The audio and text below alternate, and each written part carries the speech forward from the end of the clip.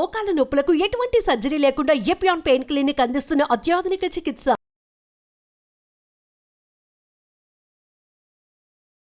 నమస్తే, welcome to Suman TV. ఈ రోజుల్లో ఐవీఎఫ్ ట్రీట్మెంట్స్ అనేవి చాలా సర్వసాధారణం అయిపోయాయి. అయితే ఐవీఎఫ్ ట్రీట్మెంట్ తీసుకుంటున్నటువంటి మహిళల్లో ఉన్నటువంటి సందేహం ఏంటంటే, ఇన్ని హార్మోనల్ ఇంజెక్షన్స్ మనం తీసుకుంటున్నాం కదా, సో దీనివల్ల ఫ్యూచర్లోని క్యాన్సర్ వచ్చే ఛాన్స్ ఏమైనా ఉంటుందా అని. సో ఇందులో నిజమెంత, భయం ఎంత, ఈ విషయాలను అడిగి తెలుసుకుందాం. మనతో పాటు ఉన్నారు senior oncologist doctor Pratap Varma garu. Hello sir.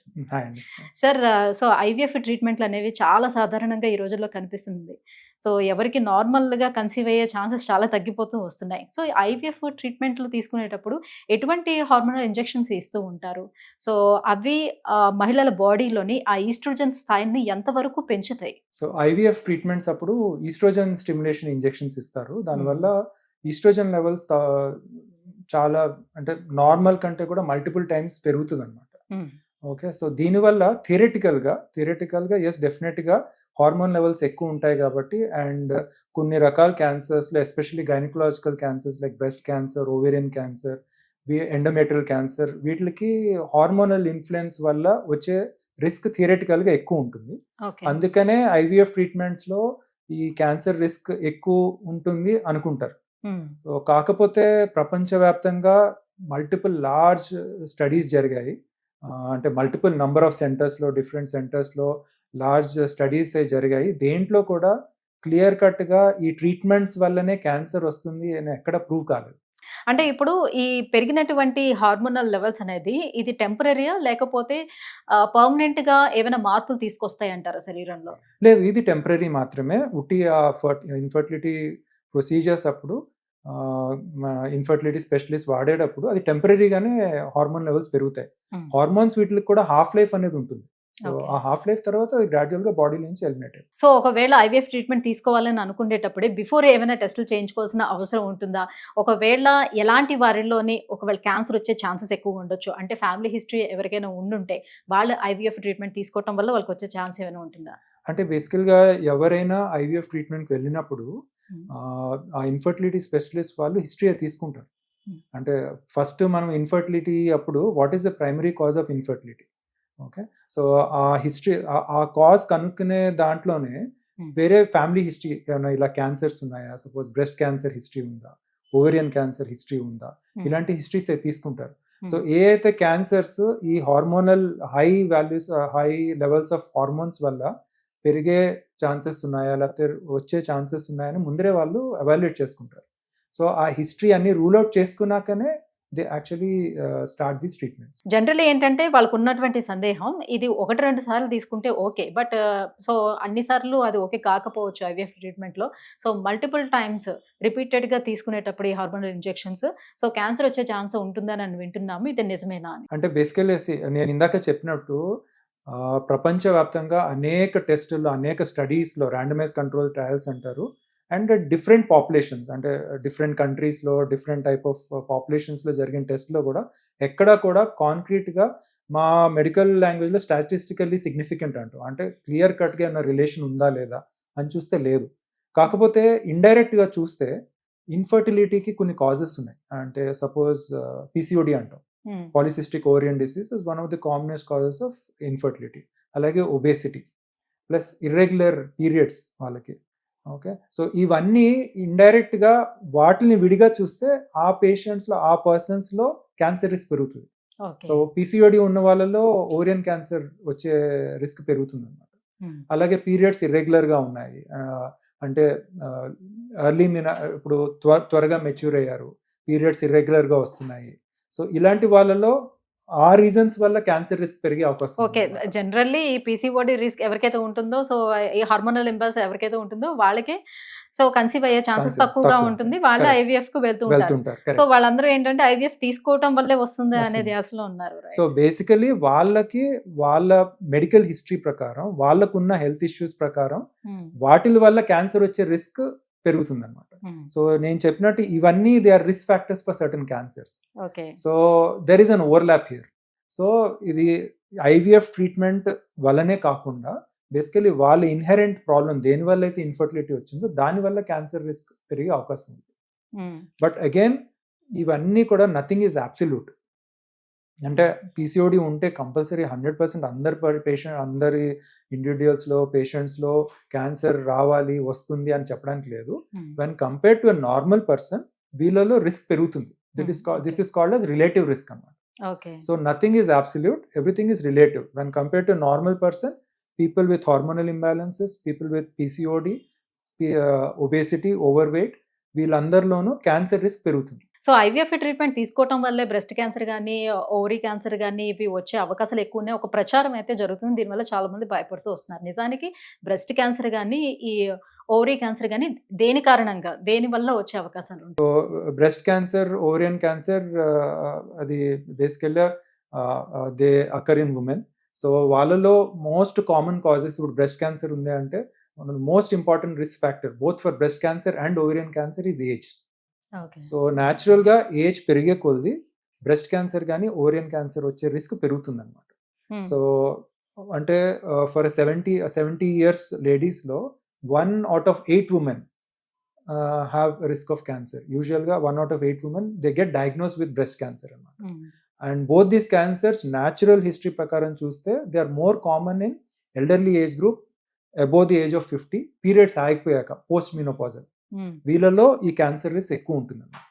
So other risk factors ఏంటంటే ఇప్పుడు బ్రెస్ట్ క్యాన్సర్లో ఎర్లీ మినార్కే, త్వరగా మెచ్యూర్ అవటం, అమ్మాయిలు చిన్న ఏజ్లోనే మెచ్యూర్ అవటం, అలాగే లేట్ మినోపాజ్ అంటే మెన్స్ట్రుయేషన్ సైకిల్స్ ఎక్కువ కాలం పాటు నడుస్తున్నాయి. సో హార్మోనల్ చేంజెస్ అనేవి బాడీలో ఎక్కువ కాలం పాటు నడుస్తున్నాయి. That increases the risk of breast cancer. అలాగే ఇప్పుడు లేట్ చైల్డ్ బర్త్ అంటే 30 తర్వాత ఇది అవ్వటం, సో దానివల్ల బ్రెస్ట్ క్యాన్సర్ ఇన్సిడెన్స్ పెరుగుతుంది. ఎందుకు అంటే pregnancy has a protective mechanism on the body. It has అంటే ఈ ప్రెగ్నెన్సీ అప్పుడు ప్రొజెస్ట్రాన్ లెవెల్స్ అవి పెరుగుతాయి. అండ్ ఈ హార్మోన్ ఈ ప్రెగ్నెన్సీ వల్ల బ్రెస్ట్ ఫీడింగ్ వల్ల కూడా they have a protective effect on the body. So late child birth, women above age of 30, పిల్లలు పుట్టిన వాళ్ళల్లో again it is an risk factor for breast cancer. అలాగే డైట్ పరంగా people who consume lot of fat, who smoke, alcohol history ఉన్నవాళ్ళు, alcohol అలవాటు ఉన్న వాళ్ళు, వీళ్ళందరిలో అగైన్ బ్రెస్ట్ క్యాన్సర్ రిస్క్ పెరుగుతుంది.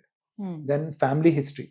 సో ఒకే ఫ్యామిలీలో more than 2 persons first generation are second generation రిలేటివ్స్లో క్యాన్సర్ కనుక ఉంటే కనుక, బ్రెస్ట్ క్యాన్సర్ కనుక ఉంటే కనుక, బ్రెస్ట్ క్యాన్సర్ కానీ ఓవరియన్ క్యాన్సర్ కానీ బ్రెస్ట్ క్యాన్సర్ రిస్క్ పెరుగుతుంది. ఓకే. సో ఇప్పుడు మామూలుగా ఈ జెనెటికల్ గా వాళ్ళకు ఉన్నటువంటి ఇష్యూస్, ఈ పీసీఓడి, పీసీఓఎస్ ఎవరికైతే ఉంటుందో వాళ్ళలోనే కొంతమేర వచ్చే ఛాన్సెస్ ఉంటుంది అంటున్నారు. కాబట్టి సో వాళ్ళు ఈ స్క్రీనింగ్ టెస్ట్లు ఏమేమి రెగ్యులర్ గా చేయించుకోవాల్సిన అవసరం ఉంటుంది అలాంటి వాళ్ళు? సో ఇప్పుడు పీసీఓడి వీళ్ళకంటే నార్మల్గానే వాళ్ళు they keep visiting the gynaecologist for their health issues. So అలాంటప్పుడు ఏమన్నా సిమ్టమ్స్ ఉంటే కనుక we can conduct the test. But రొటీన్గా స్క్రీనింగ్ అనేది వాళ్ళకి ప్రత్యేకంగా as of no separate screening అంటూ ఏం లేదు. But in general breast cancer screening normal population అంటే స్క్రీనింగ్ టెస్ట్ అంటేనే it is done in healthy individuals without any symptoms or signs of cancer. So వాళ్ళలో బ్రెస్ట్ క్యాన్సర్లో ఇట్ ఈస్ మ్యామోగ్రామ్ అనే test ఉంటుంది. So mammogram ఏంటంటే బ్రెస్ట్స్కి x-ray and ultrasound. So x-ray దాన్ని digital mammogram అంటాము, అల్ట్రాసౌండ్ దాన్ని సోనో మ్యామోగ్రామ్ అంటాం. ఈ రెండు కలిపి చేస్తారు. అది it starts from the age of 40 for a normal person. So 40 నుంచి 50 years ఏజ్ గ్రూప్లో once in 2 to 3 years. Okay. And 50 తర్వాత from the age of 50 till the age of 70 it is done every year. So this is done in normal healthy individuals. So దీనివల్ల ఎందుకు ఇది చేస్తారు అంటే ఉన్న cancer ఈ screening టెస్ట్లో కన్నాక one of the most proven test is this mammogram. So mammogram advantage ఏంటంటే it helps us in picking up cancers in a pre cancerous stage or when they are very small. అంటే pre cancerous stage అంటే కొన్ని entities ఉంటాయి, అవి ఫ్యూచర్లో over a period of time cancers కింద convert అయ్యే రిస్క్ ఉంటుంది. అంటే చేతికి మనకి కంతిలాగా పర్సన్కి కానీ డాక్టర్ కానీ తగలకపోవచ్చు, కానీ మ్యామోగ్రామ్ చేసినప్పుడు రేడియోలాజికల్ సైన్స్ అంటాం, కొన్ని ఫీచర్స్ కనపడతాయి అన్నమాట మనకి, వాటిల్లో ఫ్యూచర్లో క్యాన్సర్ కింద కన్వర్ట్ అయ్యే రిస్క్ ఉంటుంది అన్నమాట. సో అది మనం ముందుగానే తెలుసుకునే అవకాశం. అండ్ కొన్నిసార్లు ఈ టెస్ట్లో నార్మల్ మనం రొటీన్గా చేసే టెస్ట్లో డిటెక్ట్ అవ్వాలన్నా మినిమం ఒక 7 mm to 1 centimeter సైజ్ ఉండాలి.